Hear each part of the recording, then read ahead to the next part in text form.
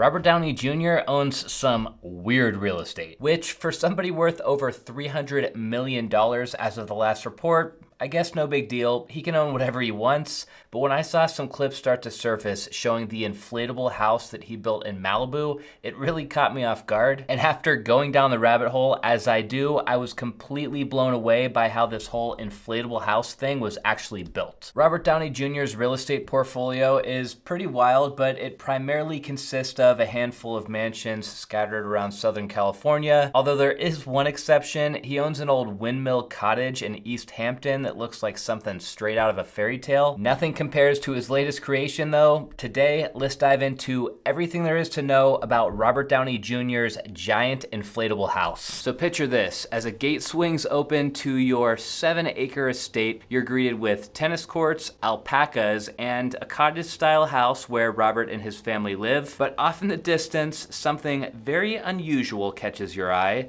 A large but kind of low profile and futuristic looking dome structure, unlike anything you have ever seen before. At least I'll say this is unlike anything I've seen before. I feel like it's kind of a combination between a Teletubbies house and a Flintstones house. Turns out though that this thing is neither of the two. It's actually a 6,500 square foot guest house known as a Binishells house, and it's a form of architecture that has actually been around for quite a while, dating all the way back to the 1960s. Robert Downey Jr.'s story with Binishells houses starts back in 2009 when he and his wife Susan bought this property, which consisted of 3 contiguous parcels. And just a couple years later, they started thinking about developing the property a bit more because they love the main house, but they felt like they needed an extra structure on the property. Initially, I understand that they were looking for kind of a combination of a pool house, a guest house, and just a place for Robert to store all of his awesome cars. After meeting with a bunch of architects and designers, the Downeys met with somebody named Nicolo Bini, who shared a really unique building style that was originally developed by his father. Basically, what their company does is they take these big inflatable bladders, they cover them in rebar,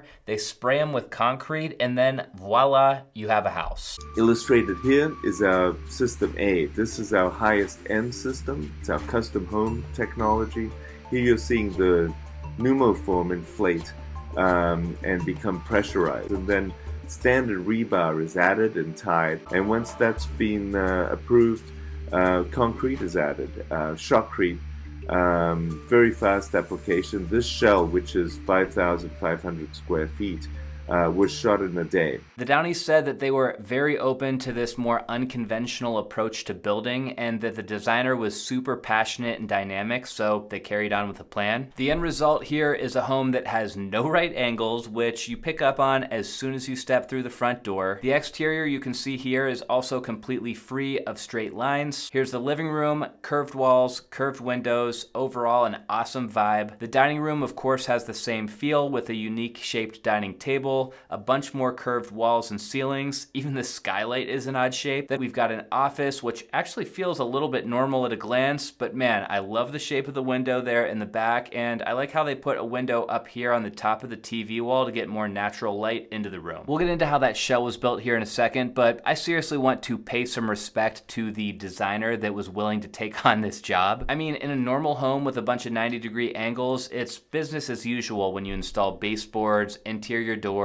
light fixtures, windows, all of that stuff. Not to mention how easy it is in regular construction to run electrical and plumbing lines through the walls of a 2x4 house. But doing any of this normal work in a concrete dome house, I mean, I'm sure it was pretty fun to work on, but in reality, this is a contractor and a designer's nightmare. Now, I still have about a million questions on how this whole system works. I figured the best place to go was the manufacturer's website. This is binishells.com. They start by saying, a smarter way of building inspired by nature. This homepage has a bunch of photos of work they've done. I think a lot of these ones are actually Robert Downey Jr.'s house, starting with this one. Here's another view of the same house, but during the day, and looking at it from the front, it's kind of perched on top of this little hill. It's really crazy seeing what this place looks like from the drone shot, and if we scroll down to this one, just looking straight down at it, it is just so unusual. Here's another angle of that living room, and just a few details that stand out to me. For one is, it looks like they just ran power down the center of this room, and then they struck strung these lights throughout, but there are these little things protruding, which I believe are sprinklers. They probably needed to get these things installed just to keep this up to code and get the whole project permitted, but you didn't see anything on the drone shot. Like, there wasn't any plumbing lines running to these sprinklers, so no idea how they buried those lines. What a cool angle of the dining room and the kitchen. And what I think they did here, because it looks almost like these are some 90-degree angles in the kitchen, I think they just basically built this up in the middle of the room. So if you look close, it looks like there's either a pane of glass up here or maybe it's just open to the other area, because we've got curved ceilings throughout. So these cabinets can't go all the way up to the ceiling. And last, I think this is that main living room. Such a cool space. And it looks like they actually integrated some LED lighting into the floor, which makes sense. That was probably the easiest way to run electrical through this place. If we go back to the top, so you'll see applications. They can do custom homes, resorts, institutional housing, educational, high density. They can even do floating homes. So check some of these out if you guys are interested afterwards. We don't have time to get through all this today. I almost forgot though. Let's click on this introduction tab because there's a pretty good video here. I don't want to show you guys the whole thing. I'm sure there's copyright and stuff like that, but I want to show you guys at least just a couple of clips. Then come to their website if you guys want to see more. Let's check this out. Binishells are a suite of 21st century building technologies that leverage the forces and geometries of nature to create buildings that are both sinuous and elegant, and also greener, faster to build, far safer, and more affordable than anything comparable. The original technology was developed by my father in the 1960s. It's so crazy to see how this is being done. I don't know, I know you guys live all over the world, but out here in Arizona, we put in a lot of swimming pools, and this is exactly how you do a swimming pool. You dig a hole, you put a bunch of rebar in it, and you do this shotcrete treatment, which is basically just shooting concrete into the ground, and that's what creates the shell of the swimming pool. They're basically doing the same thing, but above ground on top of this inflatable bladder. Totally crazy, but just how cool is this, guys? If we look up here at the benefits, so they're saying all the benefits of this style of construction is it's better for the environment, safety around the construction, I'm sure is what they're referring to there. The cost, they're saying, is a benefit. Speed and flexibility also are benefits. I could see the speed and flexibility. The cost, there is no way that this costs less money than traditional construction. I bet you can build the shell of the house cheaper than you can frame a traditional house, but when it comes to doing the interiors, that's where you're gonna be spending a fortune. And then let's just check out the FAQ really quick, because I'm sure there's a ton of questions that we all have about this. So first is in regards to why there is no pricing on the website. And here they're basically saying it's going to be based on local labor and materials and also the site and project conditions. That's definitely the case in traditional building as well. Like out here in Arizona, you can build a really nice house for $250 to $350 per square foot.